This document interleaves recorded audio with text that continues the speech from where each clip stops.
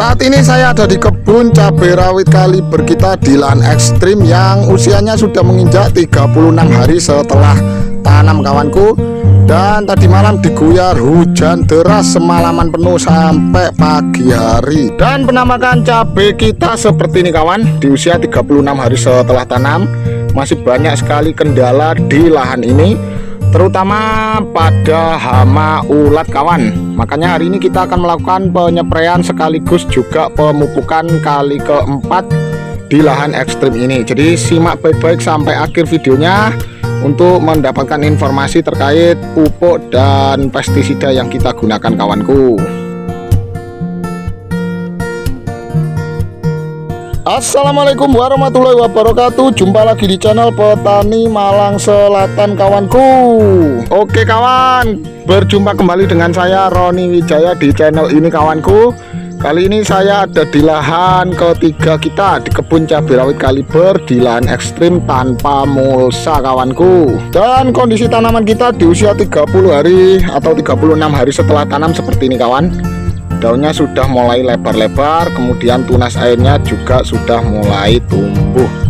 Jadi kawanku, tadi malam ini diguyur hujan deras, makanya tanaman kita daunnya kotor sepertinya, banyak bekas tanah karena memang tanpa mulsa ya kawan.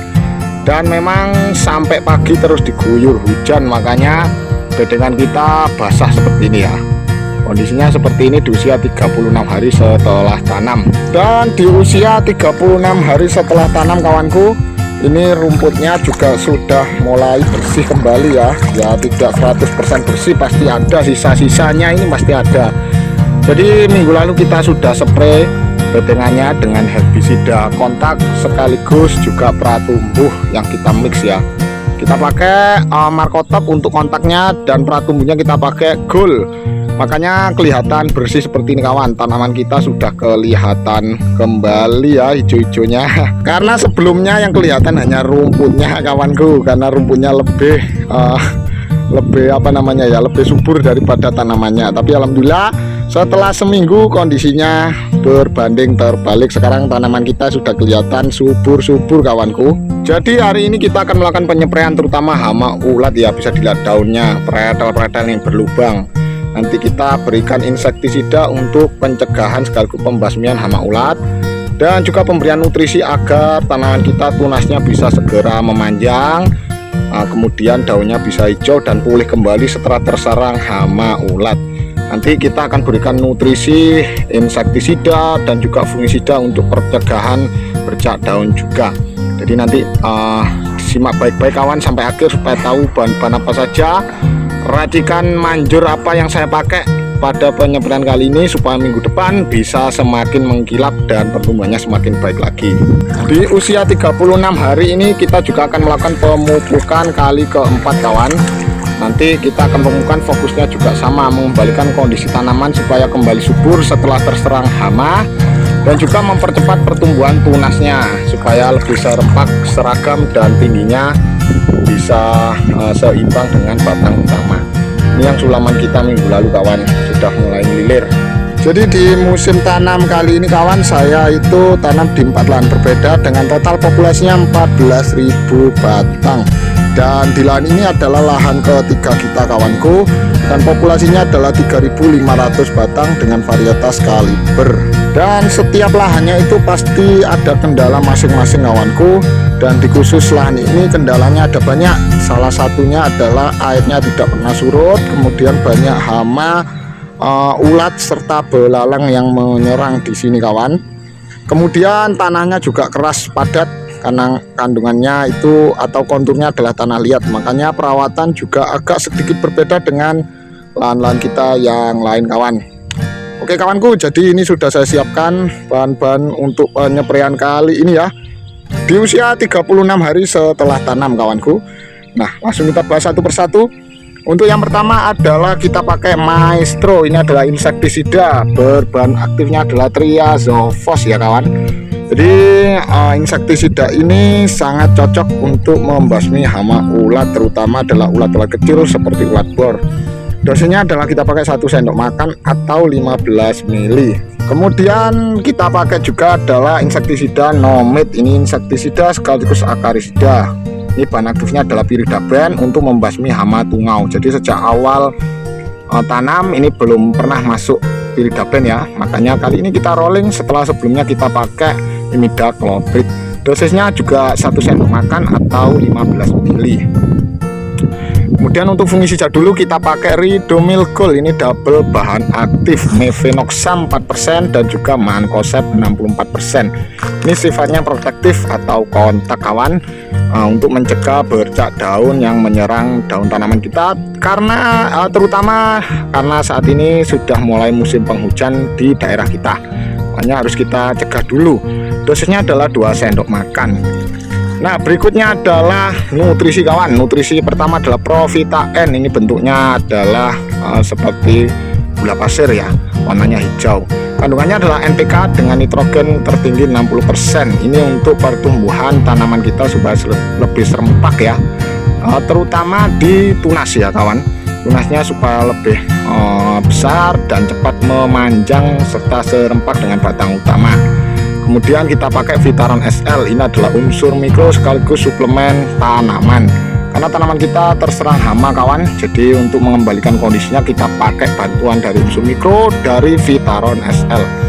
Oke, saya ulangi lagi kawan. Untuk dosisnya adalah insektisidanya yang Maestro 1 sendok atau 15 ml, Nomidnya juga 1 sendok atau 15 ml, Vitaron SL nya 1 tutup atau 30 ml, Provita N nya 2 sendok makan, fungisida Ridomil Gold juga 2 sendok makan untuk tangki 16 liter kawanku. Dan berikutnya nanti kita akan lanjutkan dengan pengocoran atau pemupukan kali keempat. Dan bahan-bahannya ada 4 bahan ini kawan. Yang pertama adalah NPK 1616. Ini saya mix dengan NPK 15 dengan dosisnya atau perbandingannya 2:1, 2 untuk NPK 16. Sebenarnya NPK 16 ada sudah cukup, itu sangat baik, cuman karena kita ngatur budget kawan, jadi kita mix dengan NPK 15. Semoga pertumbuhannya juga tetap bagus ya kawanku. Dosisnya 1 gelas atau 200 sampai 250 gram untuk tangki 20 liter. Berikutnya adalah magnesium sulfat. Nah, ini nanti untuk menghijaukan daun. Jadi ini zat hijau daun kawanku. Dosisnya kita pakai 4 sendok makan. Dan kita tambahkan dengan trichoderma. Trichoderma ini wajib kita kocorkan minimal 2 sampai 3 minggu sekali, untuk menjaga sekaligus mencegah serangan layu fusarium pada tanaman cabai kita kawan. Dosisnya adalah kita pakai 2 sampai 3 sendok makan. Dan kita tambahkan asam umat untuk mengatur pH tanah supaya tetap netral, terlebih karena lahan kita ini adalah lahan ekstrim yang tidak pernah kering kawan. Jadi asam umat sangat wajib kita berikan, kalau bisa setiap pengocoran seminggu sekali atau minimal ya 2 minggu sekali kawan. Dosisnya kita pakai 2 sendok makan. Jadi ini untuk tangki 20 liter kawanku. Untuk tangki yang 34 liter bisa disesuaikan sendiri ya, mungkin bisa ditambahkan 1 sampai 2 sendok makan untuk tiap bahannya.